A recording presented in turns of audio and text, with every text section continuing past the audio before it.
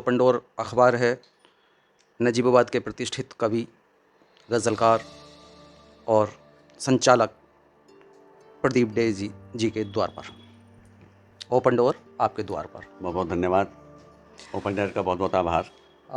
Daisy जी, आप लगभग कितने समय से साहित्य जगत की सेवा कर रहे हैं?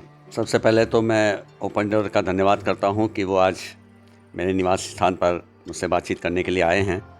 तो अमन त्यागी जी, आपका बहुत बहुत आभार जी। एक साहित्यकार के रूप में मैंने लगभग 40 वर्ष पूरे कर चुका हूं सफ़र को। सन 1981 में मैंने अपना साहित्यिक सफ़र प्रारंभ किया था और अनवरत ये यात्रा पूरी करते हुए सन 2021 चल रहा है। तो मैं 40 वर्ष पूरे करके 41वें वर्ष में प्रवेश कर चुका हूँ और ये माँ सरस्वती की कृपा और मेरे माता पिता के आशीर्वाद और सभी बड़ों के आशीर्वाद के वजह से ये संभव हो पाया है। और मैं इन 60 वर्ष की अपनी उम्र में पूरे करके 61वें वर्ष में आया हूँ। तो इस 60 वर्ष में 40 वर्ष मैंने साहित्य को दिए हैं, जिसमें आप आज मेरे साथ हैं। हाँ, जैसे कि डेजी जी बता रहे हैं कि 40 साल आप सेवा कर चुके हैं अब तक और निरंतर हैं बने हुए। अभी साहित्य क्षेत्र में लगातार बने रहना तमाम झंझावातों के साथ, यह कोई डेजी साहब से सीखे। तो आपको क्यों, आपने तमाम परिस्थितियां अनुकूल रहीं, प्रतिकूल रहीं, लेकिन प्रतिवर्ष जैसे कि मुझे मालूम है कि एक आप अभिव्यक्ति नाम की साहित्यिक संस्था चलाते हैं, तो मुझे लग रहा है 30-32-35 साल उसको भी हो गए हैं। 35 वर्ष जी। अमन भाई, बहुत अच्छी बात आपने कही कि साहित्यिक सफ़र में मुझे काफ़ी उतार चढ़ाव देखने को मिले और जीवन को बहुत करीब से जानने का अवसर भी मिला। मैं व्यापारिक परिवार से संबंध रखता हूँ। मेरे पिता विशुद्ध व्यापारी थे। कोई व्यक्ति मेरे परिवार में साहित्यकार नहीं था। कविता दूर दूर की बात थी। पर मेरे जीवन में कॉलेज टाइम से, स्कूल टाइम से ही मुझे साहित्य का, कविताओं का सुनने का शौक़ रहा। डिबेट्स, वाद विवाद प्रतियोगिताओं में जाने का अवसर मिला। वहाँ से मेरे अंदर कविता के अंकुर जगे और 1981 में मैंने अपना लेखन प्रारंभ किया।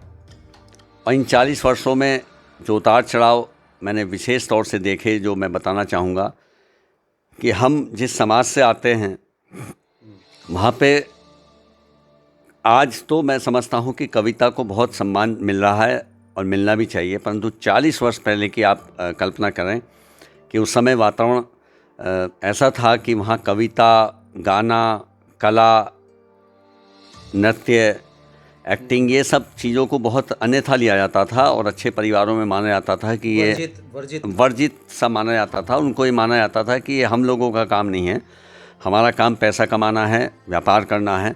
ये कला के जो लोग होते हैं तो कुछ अलग ही लोग होते हैं जो हमारे परिवार से संबंध नहीं रखते हैं। परंतु मैंने इस मिथ्या को तोड़ा, उस मिथक को तोड़ा और मैंने इस बनिए समाज से जन्म लेकर मैंने अपने जीवन में साहित्य से अनुराग किया, साहित्य को लिखा, कविता को जिया और अनवरत 40 वर्ष में उतार चढ़ाव अगर कहूँ तो कई व्यंग मुझे झेलने को मिले।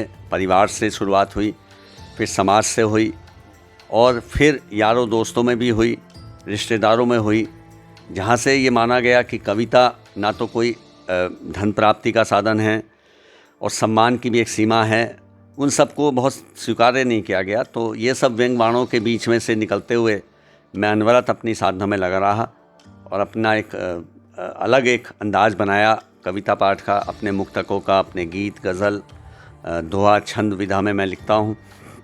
उन सब को लिखते हुए एक विशेषता मैंने और अपने अंदर पैदा की, वो थी संचालन की, जिसे मैं अनवरत 40 वर्ष से करता हुआ आज संचालक सम्राट की उपाधि भी मुझे प्राप्त हो चुकी है रुड़की के कवि सम्मेलन में।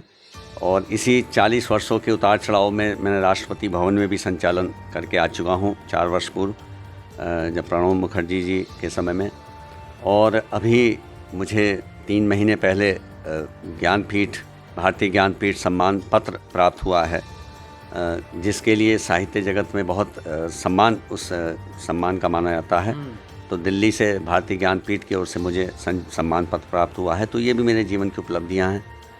और इसी सब 40 वर्षों में 60 से ऊपर सम्मान प्राप्त कर चुका हूँ, जो देश के विभिन्न सम्मानित लोगों द्वारा मुझे दिए गए हैं, साहित्यकारों द्वारा, नेताओं द्वारा और समाज के बहुत ही सामाजिक लोगों द्वारा। ये भी मेरे जीवन में उपलब्धि रही। और इसी जो आपने प्रश्न किया कि जो किस तरह की परेशानियाँ आई, तो 35 वर्ष एक संस्था, अभिव्यक्ति साहित्यिक संस्था का मैंने गठन किया 1 सितंबर 1986 को जी। दुष्यंत जी से मैंने बहुत प्रेरणा ली। स्वर्गीय दुष्यंत जी हमेशा मेरे और हमारे साथियों के प्रेरणा स्रोत रहे। तो जब मैंने 81 में लिखना शुरू किया तो 5 साल अपने साधना करने के बाद मैंने महसूस किया कि उस समय के जो वरिष्ठ लोग थे वो सब धीरे धीरे निष्क्रिय होते जा रहे थे। तो मैंने ये महसूस किया कि अब हमें कुछ करना चाहिए। तो मैंने सन 1986 में दुष्यंत जी की जयंती पर मैंने इसको स्थापना किया, अभिव्यक्ति संस्था को। और आज माँ सरस्वती की कृपा से, दुष्यंत जी के आशीर्वाद से और बड़ों के आशीर्वाद से 35 वर्ष अभी 1 सितंबर को मैंने पूरे किए हैं।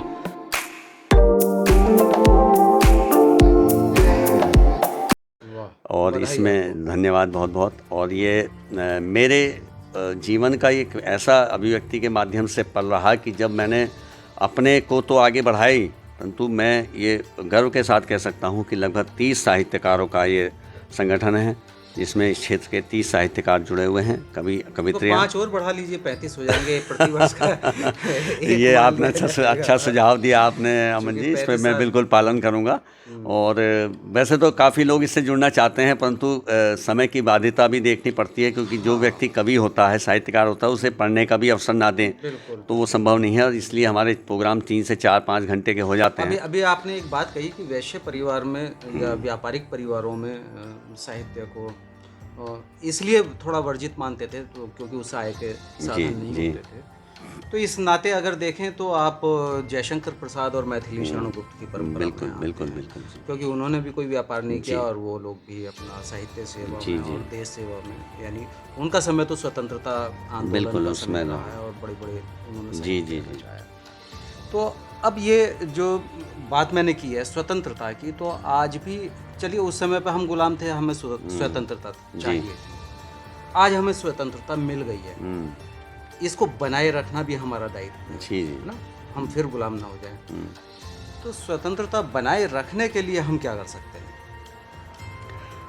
बहुत अच्छी बात अमन जी आपने पूछी। साहित्य के माध्यम से देखिए, स्वतंत्रता प्राप्ति तक जो हमारे शहीदों ने अपनी कुर्बानियाँ दी, हमारे देशभक्तों ने अपने जीवन को लगाया, उसमें भी मैंने ये गर्व के साथ कह सकता हूँ कि कई क्रांतिकारी साहित्य प्रेमी थे, कई क्रांतिकारी के अंदर संवेदनाएं थीं, कई हमारे देशभक्तों के मन के अंदर कविता थी, तभी वो देश के लिए समर्पित हो पाए।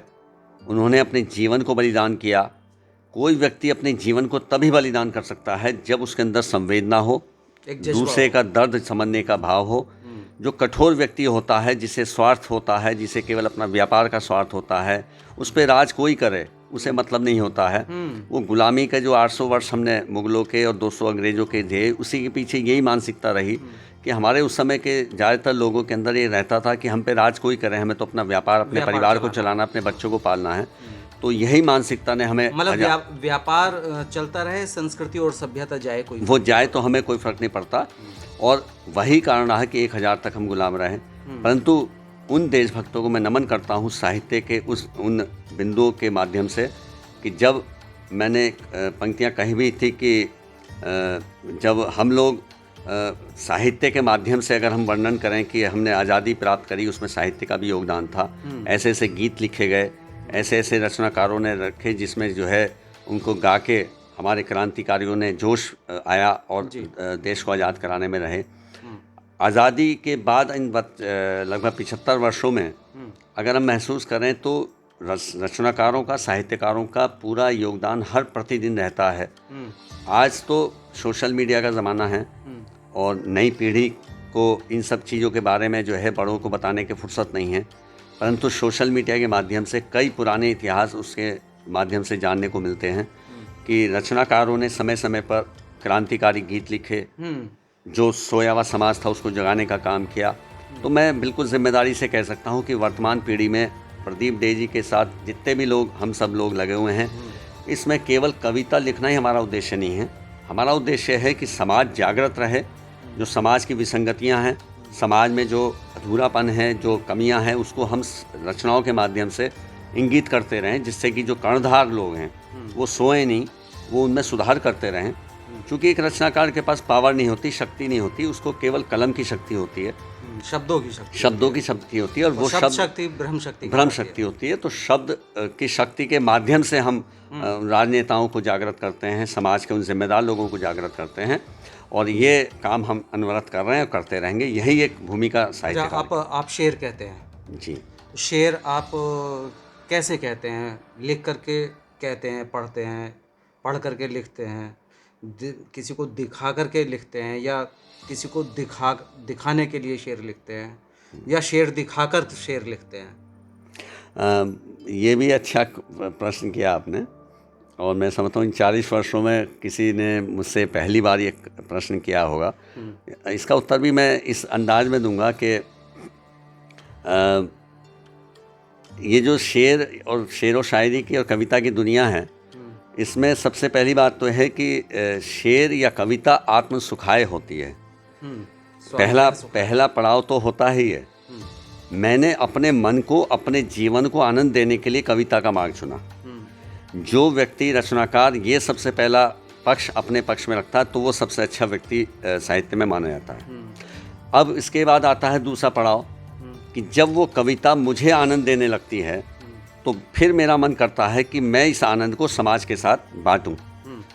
तब वो रचना समाज के लिए स्थापित हो जाती है। तो वहीं से वो रचनाएं कालजयी हो जाती हैं, वो व्यक्ति कालजयी हो जाता है, वो महान हो जाता है। हाँ, जो अच्छी लगती है, अच्छी रचनाएं होती हैं, वो अपनी जगह बना लेती है। और ऐसा भी नहीं होता अमन भाई कि हम जितना साहित्य 40 वर्ष में लिखा सभी बहुत ही अच्छे स्तर का लिखा गया। उसमें थोड़ा सा भी हो जाता है। उसमें मैं समझता हूँ 20 से 25% भाग बहुत अच्छा लिखा जाता है। उस अच्छे को लिखने के लिए वो 75% लिखा जाता है।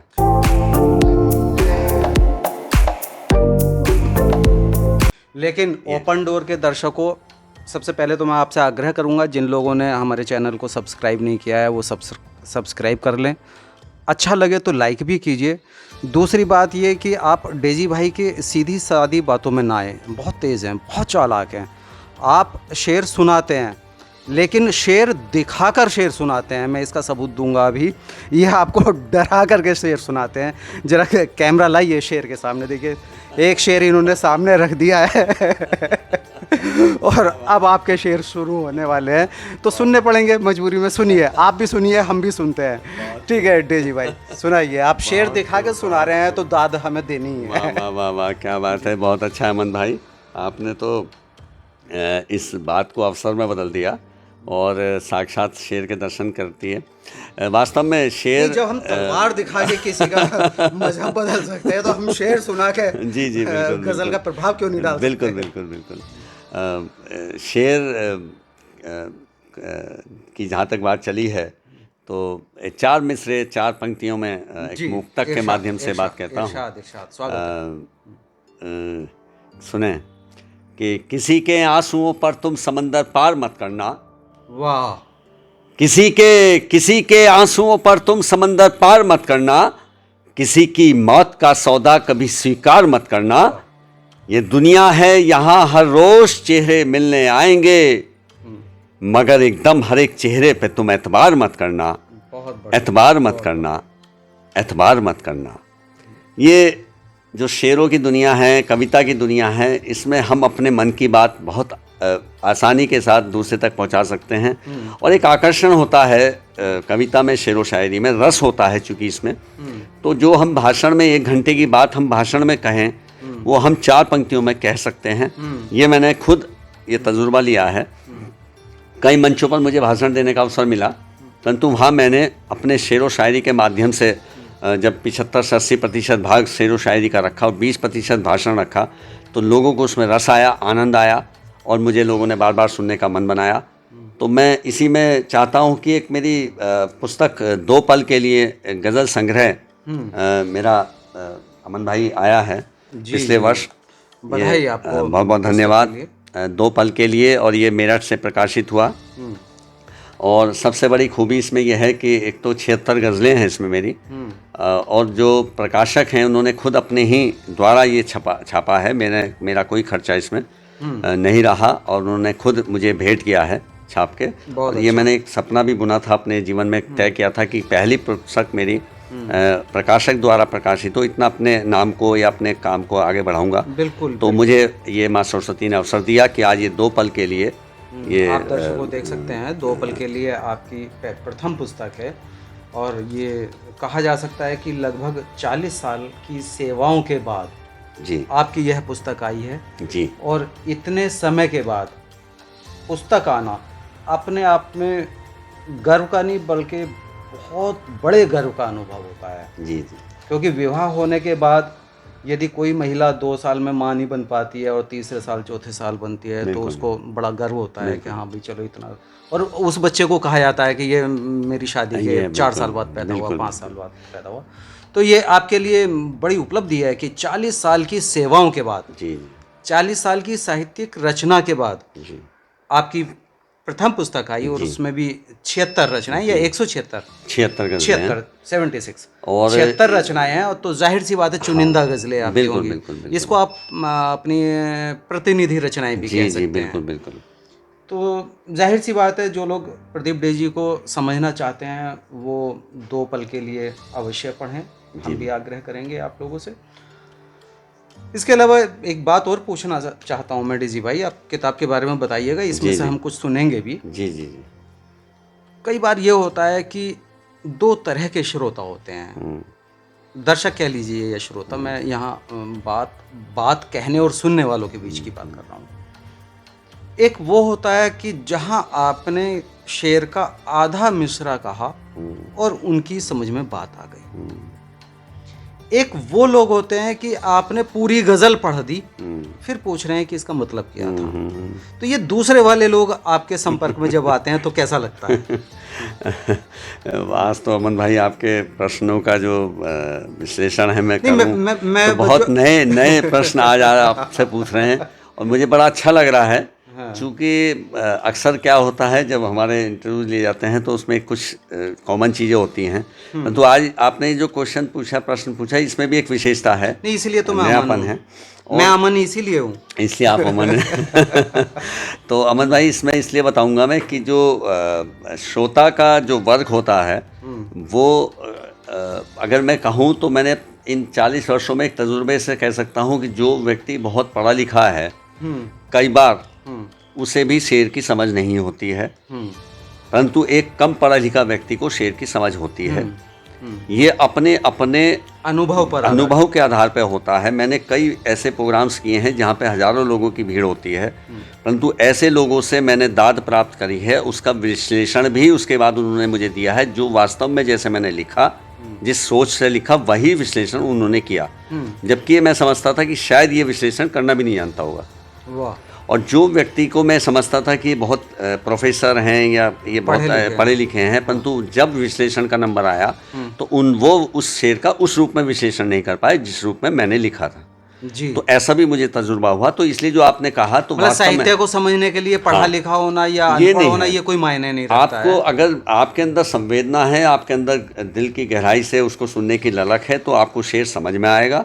और शेर वास्तव में एक ऐसा प्रयोग है जीवन में जो वास्तव में बहुत से लोग, जब आप देखते हैं कि बहुत से राजनेता, चाहे उसमें मोदी जी हों, कोई और लोग हों, जब किसी का शेर कोट करते हैं संसद भवन में, राज्यसभा में या किसी मंच पर, तो वो किसी साहित्यकार का ही होता है। तो वो शेर वहाँ तक पहुँचने का सफ़र तय करता है। इसका मतलब उस शेर के अंदर वो बात होती है जो मोदी जी शायद या कोई भी नेता 1 घंटे के भाषण में नहीं कह सकता, तो उसका प्रयोग करता है। तो वहाँ से फिर ये दुष्यंत इसीलिए सबसे अधिक कोट किए जाते हैं कि वो सबकी समझ में आता है, समझ में आ जाता है। क्योंकि हाँ, बिल्कुल सही आपने कहा कि मैं इसको इस तरह से भी कहा जा सकता है डे जी भाई कि साहित्य की रचना, विशेष रूप से काव्य की रचना, हमें आम आदमी की भाषा में करनी चाहिए। हाँ, बिल्कुल। हमें उसमें भाषा की क्लिष्टता नहीं रखनी चाहिए। बिल्कुल आपने सही कहा कि मैं भी अभी ये बात कहने वाला था कि जो हिंदी की सेवा की जहाँ तक बात है, हिंदी हो उर्दू हो, हाँ, हिंदी हो या उर्दू हो, भाषा कोई सी भी हो, वो आम भाषा हो, पहली बात। दूसरी चीज़ है कि आम भाषा में भी एक और उसका अगर देखें तो आम भाषा में भी एक भाषा बहुत नीचे स्तर की होती है, उसका प्रयोग तो बिल्कुल नहीं करना चाहिए। उसमें कई बार क्या होता है कि जो हम सभ्य समाज में रहते हैं, तो अगर हम उसके नाम पे उस भाषा का प्रयोग करने लगेंगे तो उससे भी जो है दुविधा हो जाएगी जी। तो इसलिए भाषा शब्द हमारे महाभारती ने इतने शब्द हैं, इतने उच्च कोटि के शब्द हैं जिनका प्रयोग करके हम जीवन को सफल बना सकते हैं। मैं उन्हीं शब्दों का प्रयोग करके अपनी इस सफ़र को तय करता हूँ और 4 पंक्तियाँ उसी परिप्रेक्ष्य में आपको सुनाता हूँ। आपको महसूस होगा कि जो बात मैंने कहना चाह रहा हूँ। मैं यादों का समंदर हूँ, मैं वादों की कहानी हूँ। मैं यादों का समंदर हूँ, मैं वादों की कहानी हूँ। मैं चाहत का सिकंदर हूँ, मैं मौजों की रवानी हूँ। समझना है अगर मुझको तो बस इतना समझ लीजिए, जिन्हें आंचल नहीं मिलता मैं उन आँखों का पानी हूँ। जिन्हें आंचल नहीं मिलता मैं उन आँखों का पानी हूँ। न चांदी का बिछौना है, न सोने का सिंहासन है, मेरे तो पास में केवल मेरे दिल का ही आंगन है। तुम्हारे दूर जाने से लगे पतझड़ सी ये सांसें, तुम्हारे पास आने से मेरे घर रोज सावन है। तुम्हारे पास, और इसी कबीले का एक आखिरी मुक्तक और सुनाता हूँ, और जो बहुत मुझे खुद में प्रिय है, और इसमें मुझे श्रद्धेय गोपाल दास नीरज जी का भी आशीर्वाद मुझे मिला मेरठ के कवि सम्मेलन में। उन्होंने विशेष मुझे आशीर्वाद दिया कि कहीं आंगन तरसता है, कहीं सावन बरसता है। कहीं आंगन तरसता है, कहीं सावन बरसता है। कहीं पतझड़ की आंधी है, कहीं मौसम संवरता है। कहानी जिंदगी की आज तक समझा नहीं कोई, कोई दिल से उतरता है, कोई दिल में उतरता है। कोई दिल से उतरता है, कोई दिल में उतरता है। कोई दिल से उतरता है, कोई दिल में उतरता है। कहीं सावन बरसता है, कहीं आंगन तरसता है। आज तो आप हमारे और हमारे दर्शकों के दिल में उतर गए हैं। धन्यवाद, धन्यवाद अमन जी, आज बहुत बहुत आपसे बातें धन्यवाद। हो रही हैं तो आपने आज ये मेरे जीवन का एक और अच्छा पड़ाव आज आपने स्थापित करा मेरे निवास पर, मेरे घर पर आकर। और एक मैं मानता हूँ कि मेरा परिवार भी, इस शेर की जरूर बात करूंगा। एक शेर आपकी पुस्तक में कैद है, अच्छा, और एक शेर आपकी टेबल पे रखा हुआ है। जी जी, इस शेर पे जरूर बात करूंगा। इस शेर को यहाँ रखने का औचित्य क्या है? बाहर वाले लोग आए डर के भाग जाए, या बाहर वाले लोग आए तो डर के कहें कि ठीक है भैया, इससे अच्छा तुम अपना शेर सुना दो। नहीं, ये शेर या बच्चे के खेलने का खिलौना। हाँ, यही मैं कह रहा हूँ कि ये शेर जो है, मेरा पोता है 4 वर्ष का, कान्हा, उसका प्रिय खिलौना तो नहीं कहूँगा। ये शेर के साथ रोज बैठता है, शेर के साथ बातें करता है, और शेर इसके नाना नानी ने गिफ्ट में दिया था हमारे पोते राजा को, उसके नाना नानी ने बरेली से। तो वो जब ये शेर आया था तो हमने इस शेर को जो है कहीं अलमारी में नहीं रखा, इसको हमने बिल्कुल अपने ड्राइंग रूम में सजाया है। और कान्हा के अंदर शेर जैसा भाव हमारे पोते के अंदर रहे, वो भाव उसके अंदर रहे, कोई डर किसी तरह का जो है कॉम्प्लेक्स ना रहे, वो चीज़ अभी से हम भाव डालने के लिए मैंने शेर को यहाँ पर स्थापित किया हुआ है, और वो आप देख रहे हैं। तो शेर सुनता है। दर्शकों, मैं आपसे एक बात कह देता हूँ। डेजी भाई ने बड़े सरल और सहज भाव से ये बात बता दी है, लेकिन इसके पीछे जो मुझे लगता है, आज हम जहाँ बैठे हैं ये ऋषि कर्णों का क्षेत्र कहलाता है।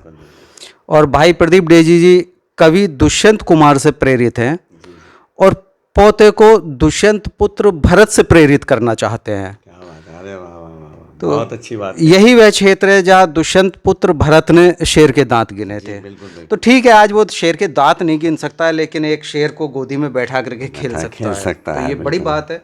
हमारी कामना है ईश्वर से बिल्कुल कि आपका पोता जी महान बने। बिल्कुल। मैं उसकी परवरिश भी अमन भाई सी आपसे हम कर रहा हूँ, जैसे मैंने अपने बेटे बेटी की करी, कि आज समाज में वो इसी तरह से बोल्ड तरीके से जीवन जी सकें। आज वही पोता मेरा 4 साल में अभी एक प्रथम स्थान एक प्रतियोगिता में उसने भाग लिया, और हमारी बहू रानी ने उसे कन्हैया बनाया, कान्हा बनाया, और जन्माष्टमी वाले दिन वो जो 32 बच्चे थे उसमें उसका दूसरा नंबर का स्थान आया। तो उसके जीवन का ये, तो उसी के अंदर मैं चाहता हूँ कि जो दादा के शेर वो सुनता है। इसी बात पे आप हम अपना कार्यक्रम समेटें उससे पहले आप एक शेर जी हमारे दर्शकों को, जी और ऐसा शेर जो उन्हें कोई संदेश पहुंचाता हो। जी बिल्कुल। तो बिल्कुल आप किताब के पन्ने पलटिए, इसी किताब से शेर निकल के आएगा तो बिल्कुल लगेगा कि कहीं हाँ बिल्कुल कुछ अच्छा हुआ है। जी ये जो है, जो भी बात चल रही थी पोते की, तो मैं यही कह रहा था कि दादा के शेर वो रोज़ सुनता है और इधर शेर से खेलता है, तो शेरों के बीच में रहने का उसको स्वभाव बन गया है, तो जीवन में बहुत काम आएगा। जी तो ये मेरी पुस्तक जो हमारी गज़ल संग्रह है 2 पल के लिए, साथियों सभी मेरे प्रिय जो मुझे देख रहे हैं सुन रहे हैं सभी को नमस्कार करता हूँ, और ओपन डोर का विशेष आभार व्यक्त करता हूँ मन जी के माध्यम से कि उन्होंने आज ये अवसर दिया कि मैं आपसे बातचीत कर सकूं। तो ये गज़ल इसके 8वें नंबर की गज़ल है इस गज़ल संग्रह में। जी कभी रिश्ते बिगड़ते हैं, कभी रिश्ते संवरते हैं, आहा, कभी रिश्ते बिगड़ते हैं, कभी रिश्ते संवरते हैं, कभी धड़कन में बसते हैं, कभी तन्हा गुजरते हैं। वाह। कभी रिश्ते बिगड़ते हैं, कभी रिश्ते संवरते हैं, कभी धड़कन में बसते हैं, कभी तन्हा गुजरते हैं। वाह।